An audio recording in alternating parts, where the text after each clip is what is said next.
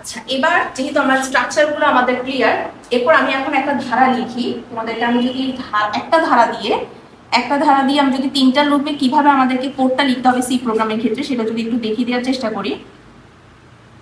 আচ্ছা, আমি একটা প্রশ্ন লিখে নিলাম, একটা ধারার প্রশ্ন লিখে নিলাম। সেখানে দেওয়া আছে 1 + 3 + 5, অর্থাৎ এখানে 2 করে বৃদ্ধি পাচ্ছে। প্রথম পদের মানটা আমার 1 দেওয়া আছে, 2 করে বৃদ্ধি পাওয়ার পর পরের মানটা 3, তারপরে 2 বৃদ্ধি পাওয়ার পর 5, এভাবে n পর্যন্ত আমাদেরকে ধারাটা নিতে হবে। এই ধারার মানটাকে বা কোডটাকে কিভাবে আমরা তিনটা লুপেই দেখাতে পারবো সেই কোডটা আমি তোমাদের সাথে এখন শেয়ার করছি। প্রথমে যদি আমি এটাকে ফর লুপে কিভাবে দেখাতে হয় দেখাই। প্রথমত আমাদেরকে সি প্রোগ্রামের বেসিক যে কোড স্ট্রাকচার সেটা আগে লিখে ফেলতে হবে।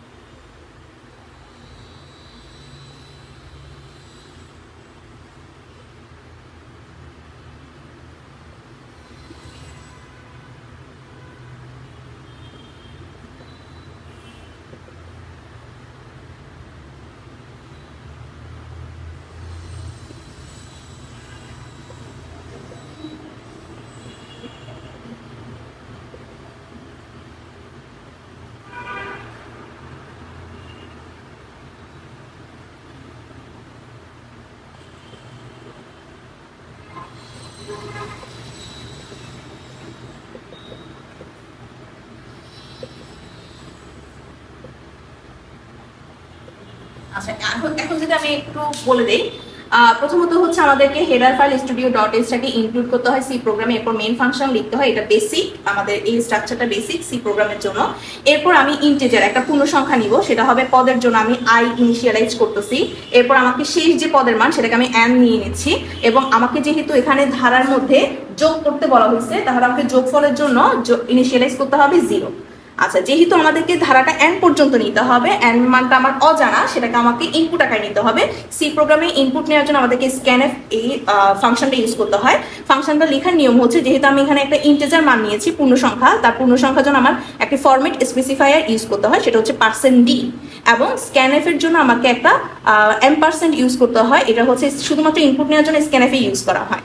ওকে, এরপর আমি ফর লুপ, যেহেতু আমি এটা ফর লুপের জন্য দেখাচ্ছি, ফর লুপের স্ট্রাকচারে আমি শিফট হয়ে যাব। ফর লুপে প্রথমে আমাকে বলে দেওয়া হয়েছে ইনিশিয়ালাইজেশন নিতে হবে, অর্থাৎ আমার প্রথম পদের মানটা লিখে নিব।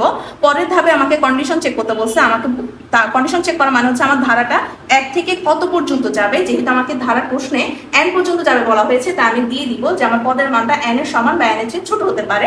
এরপরের ধাপে আমাকে ফর লুপে দেখাতে হবে ইনক্রিমেন্ট অথবা ডিক্রিমেন্ট, অর্থাৎ কত করে মানটা বৃদ্ধি পাবে ধারার মানটা। আমি প্রশ্নে দেখা যাচ্ছে আমার প্রথম পদের মান 1, তারপর কিন্তু 3, 5, অর্থাৎ 2 করে বৃদ্ধি পাচ্ছে, তাই আমি ধারার মানটা 2 করে বৃদ্ধি পাবো, ইনক্রিমেন্ট বা বৃদ্ধি পাবে সেটা দেখাবো। এরপর আমাদের স্টেটমেন্ট আসবে। ফর লুপের স্ট্রাকচার দেখা যাচ্ছে স্টেটমেন্ট লিখতে হবে। আর যেহেতু এটা একটা যোগফলের ধারা, তাই আমাকে যোগফলের সূত্রটা লিখতে হবে s = s + i, এবং এরপরে আমাকে আউটপুটটা দেখাতে হবে। সি প্রোগ্রামের স্ট্রাকচারে আউটপুট দেখানোর জন্য প্রিন্টএফ ফাংশনটা ইউজ করতে হয়, এবং আমার ফরম্যাট স্পেসিফায়ারটা সেম থাকবে। যেহেতু এটা পূর্ণ সংখ্যা ইন্টিজার নেওয়া হয়েছে, তাই % ইউজ করবে, এবং আমার আউটপুটটা যোগফলের মানটা দেখাবে আউটপুটে, তাই আউটপুটে আমার s এর মানটা আমি লিখবো, এবং রিটার্ন 0 মানে হচ্ছে আমার সি প্রোগ্রামটা ক্লোজ করব, এবং আমি প্রোগ্রামটা এর মাধ্যমে শেষ করব। এরপর আমি ফর লুপের কোডটাকে যদি আমি ডু হোয়াইলে শিফট করতে চাই, আমার বাকি সব সেম থাকবে, শুধু ফর লুপের এই স্ট্রাকচারটাকে আমরা ডু এবং হোয়াইল দুইটা ভাগে ভাগ করে নিব। তোমরা যদি একটু খেয়াল করো, আমি আগে বেসিক যে সি প্রোগ্রামের স্ট্রাকচারটা সেটা আগে লিখে ফেলি।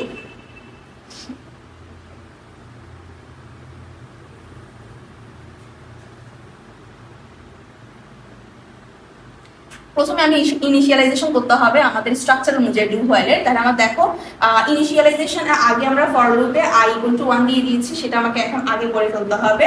এরপর n নিতে হবে, s = 0 যেভাবে আছে রেখে দিব। এরপর আমাকে ডু লুপটা লিখতে হবে। ডু লুপের ভিতরে আমাদেরকে স্টেটমেন্ট এবং ইনক্রিমেন্ট দিতে হবে। আগের কোডে একটু খেয়াল করো, আমাদের স্টেটমেন্ট এবং ইনক্রিমেন্টটা কি ছিল। স্টেটমেন্টটা ছিল s = s + i, এবং ইনক্রিমেন্টটা ছিল 2 করে মানটা বৃদ্ধি পাবে, তাহলে i = i + 2, এটাকে এভাবেও লেখা যায়। এরপর ডু এর পর আমাকে হোয়াইল কন্ডিশন, হোয়াইলের ভিতরে কন্ডিশন লিখতে হবে। কন্ডিশনটা ছিল আমাদের i এর মানটা n এর সমান অথবা n এর চেয়ে ছোট হবে। দেন এরপর আমাদেরকে জাস্ট আউটপুটটা ফর লুপে খেয়াল করো, যে আউটপুটটা আমাদেরকে দেখাতে বলা হয়েছে যোগফলের জন্য, আমরা প্রিন্টএফে শুধুমাত্র সে আউটপুটটা এরপর দেখিয়ে দিব, এবং রিটার্ন 0 এটা হচ্ছে বেসিক সি প্রোগ্রামের কোড।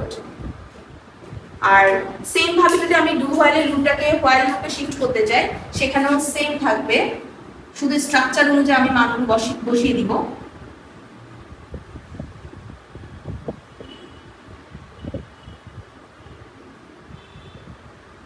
আগে আমাকে ইনিশিয়ালাইজেশনটা করে নিতে হবে।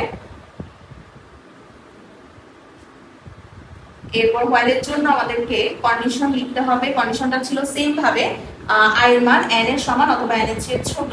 এরপর আমাদেরকে কন্ডিশন চেক করার পর হোয়াইলের ভিতরে স্টেটমেন্ট এবং ইনক্রিমেন্টে লিখতে হবে। আমাদের স্টেটমেন্টটা ছিল s = s + i এবং ইনক্রিমেন্টটা ছিল i * i + 2। এরপর আমাদেরকে আউটপুটটা দেখাতে হবে, যে যোগফলের আউটপুট আমরা পাবো সেই আউটপুটটাকে আমাকে ফাংশনের মাধ্যমে দেখাতে হবে। এভাবে আমরা প্রোগ্রামটা শেষ করব।